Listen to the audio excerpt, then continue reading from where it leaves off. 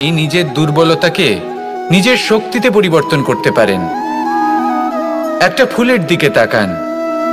একটা ফুল তার বুকে যখন একটা সূচ বিঁধে এপার ওপার হয়ে যায়, শুধু তখনই আমাদের প্রভুর জন্য ফুলের মালা তৈরি করা যায়। সেই জন্য কখনোই বিপদকে ভয় পাবেন না, তার থেকে দূরে পালাবেন না, একে স্বাগত জানান। বোঝার চেষ্টা করুন এই বিপদ কেন আছে। যদি বিপদকে বুঝতে পারেন তবেই জীবনকে বুঝতে পারবেন।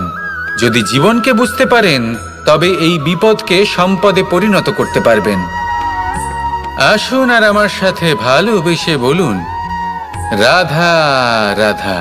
আমরা সবাই জীবনে অগ্রসর হতে চাই, তার জন্য চেষ্টা করি, পরিশ্রম করি, কিন্তু কখনো কখনো আমাদের আশেপাশের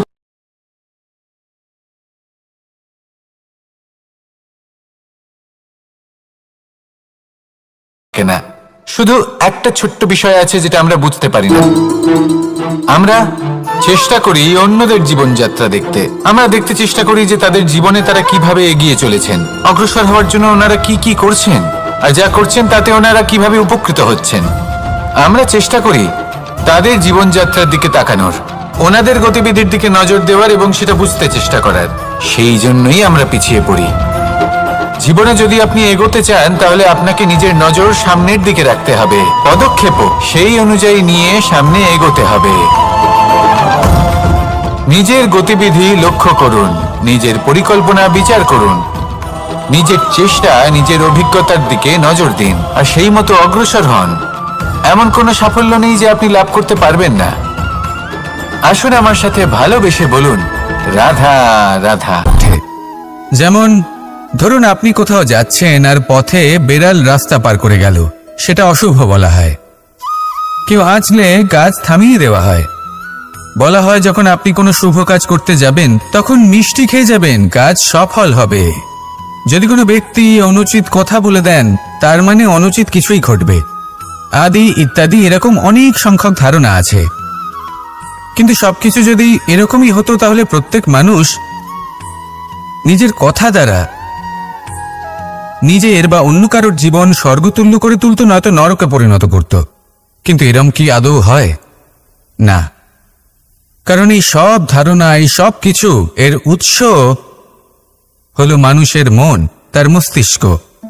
যখন আমরা কোনো বাক্য বা কোনো ধারণাকে একটু বেশি গুরুত্ব দিয়ে ফেলি, তার উপর একটু বেশি বিশ্বাস করে ফেলি, তখন যেটা হয়, তখন আমাদের এই ইচ্ছে শক্তি তার সঞ্চার হয় সেই বাক্যের মাধ্যমে। আর সেই জন্য সেই বাক্য আস্তে আস্তে ফলপ্রসূ হতে থাকে। এটা হলো মানুষের মনের শক্তি, তার মস্তিষ্কের শক্তি। এটা কখনো ভুলে যাবেন না। এটা প্রয়োগ করুন আর তার সদ্ব্যবহার করুন। একে প্রয়োগ করুন নিজের লক্ষ্যে পৌঁছানোর জন্য, শুভ কর্ম করার জন্য। আসুন আমার সাথে ভালোবেসে বলুন, রাধা রাধা।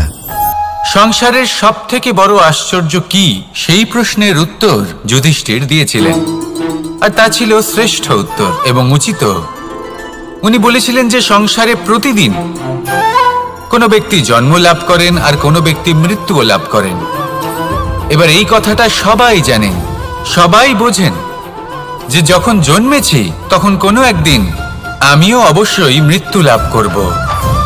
এবার যখন এই কথা প্রত্যেকটা মানুষ জানেন, তখন কেন প্রত্যেক মানুষ এই চিন্তায় থাকেন, এই নিয়ে কষ্ট পান, এই নিয়ে ব্যাকুল হয়ে থাকেন যে উনি একদিন মৃত্যু লাভ করবেন, তার থেকে দূরে পালাতে চেষ্টা করেন।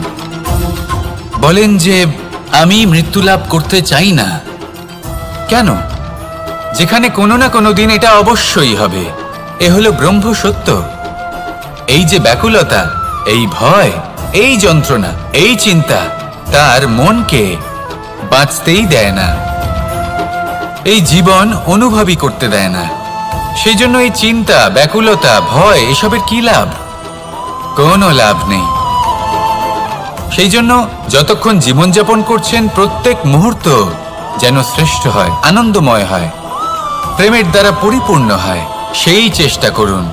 চেষ্টা করুন যাতে আপনি যে কাজ করছেন তার দ্বারা যেন অন্যের মঙ্গল হয়। এই প্রচেষ্টাই আপনার জীবনকে প্রসন্নতা আর প্রেম দ্বারা ভরিয়ে তুলবে।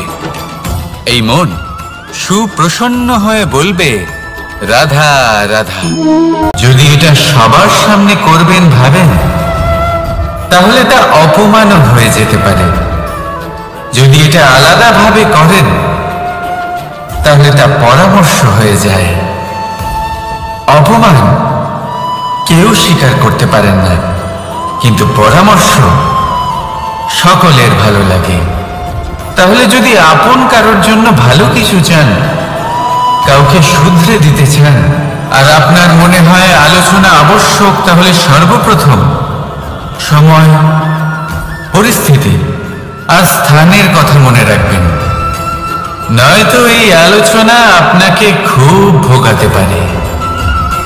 তাহলে আসুন আমার সাথে ভালোবেসে বলুন, রাধা রাধা।